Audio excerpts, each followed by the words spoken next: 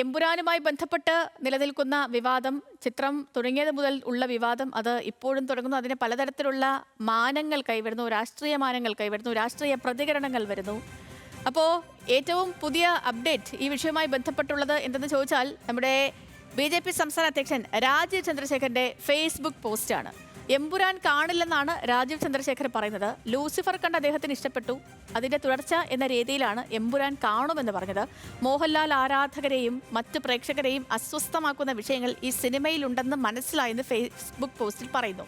സിനിമയെ സിനിമയായി കാണണം, അതിനെ ചരിത്രമായി കാണാൻ കഴിയില്ലെന്നും രാജീവ് ചന്ദ്രശേഖർ പറയുന്നുണ്ട്. VS അനു ഉണ്ട്. അനു, രാജീവ് ചന്ദ്രശേഖരന്റെ വാക്കുകളിൽ തന്നെ അതിനുള്ള ഉത്തരമുണ്ട്. സിനിമയെ സിനിമയായി കാണാത്തത് ആരാണെന്നും സിനിമയെ ചരിത്രമായി കാണേണ്ടത് എങ്ങനെയാണെന്നും ഒക്കെ ചിന്തിക്കേണ്ടത് ഇപ്പോൾ ഹേറ്റ് ക്യാമ്പയിന് നേതൃത്വം നൽകുന്ന വ്യക്തികളാണ്. അത് രാജീവ് ചന്ദ്രശേഖരന്റെ അടുപ്പക്കാരാണ് എന്ന് പറയുന്നതിലും തെറ്റൊന്നുമില്ല.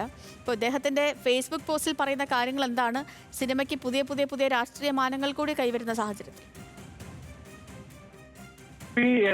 എമ്പുരാൻ സിനിമ കാണുമെന്ന് അതിന്റെ റിലീസിംഗ് സമയത്ത് പറഞ്ഞിരുന്ന മോഹൻലാലുമൊത്തുള്ള പടം എക്സിൽ പങ്കുവെച്ചുകൊണ്ട് പ്രഖ്യാപിച്ച ആളാണ് BJPയുടെ സംസ്ഥാന അധ്യക്ഷൻ രാജീവ് ചന്ദ്രശേഖർ. പക്ഷേ പിന്നീടാണ് ഇത് വലിയ ഒരു വിവാദമായി ഉയരുന്നത്. പ്രത്യേകിച്ച് BJP നേതാക്കളും RSS നേതാക്കളും ഒക്കെ, അല്ലെങ്കിൽ സംഘപരിവാർ സോഷ്യൽ മീഡിയ ഹാൻഡിലുകളും ഒക്കെ വലിയ രീതിയിൽ ഈ സിനിമയ്ക്കെതിരെ രംഗത്ത് വരുന്ന ഒരു സാഹചര്യമുണ്ട്.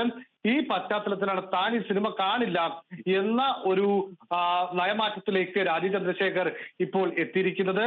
അതായത് അദ്ദേഹം പറയുന്നത് ഈ എമ്പുരാൻ തനിക്ക് ഇഷ്ടപ്പെട്ട, ലൂസിഫർ തനിക്ക് ഇഷ്ടപ്പെട്ട സിനിമയാണ്, അതിന്റെ തുടർച്ച എന്ന രീതിയിലാണ് സിനിമ കാണാൻ വേണ്ടി ആഗ്രഹിച്ചത്. പക്ഷേ അതിലെ 17 ഭാഗങ്ങൾ മാറ്റുമെന്ന് നിർമ്മാതാക്കൾ തന്നെ പറയുന്നു. മോഹൻലാലിന്റെ ആരാധകരെ അല്ലാതെ മറ്റു പ്രേക്ഷകരെയൊക്കെ അസ്വസ്ഥമാക്കുന്ന ചില കാര്യങ്ങളുണ്ട്.